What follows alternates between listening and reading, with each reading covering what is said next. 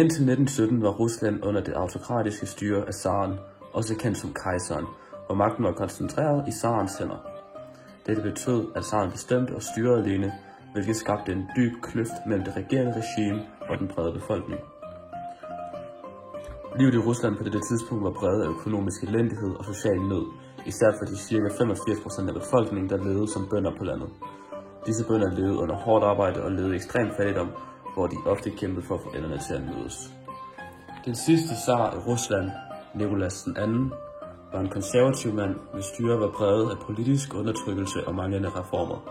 Han blev upopulær blandt befolkningen af flere grunde, herunder nederlaget i krigen mod Japan i 1905. Han blev upopulær blandt befolkningen af flere grunde, herunder nederlaget i krigen mod Japan, hvilket blotlagde zarens svaghed og uformåenhed til at håndtere landets problemer.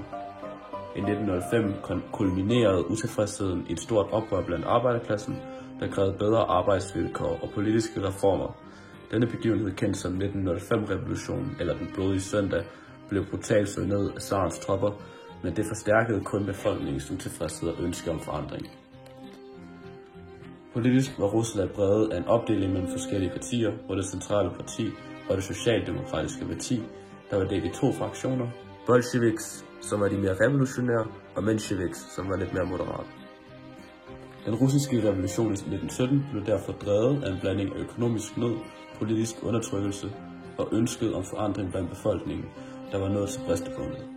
Det resulterede i februarrevolutionen, hvor zaren blev afsat, og en midlertidig regering blev etableret, og senere i oktoberrevolutionen, hvor bolsjevikkerne under ledelse af Lenin overtog magten og indledte oprettelsen af det første kommunistiske regime i verden.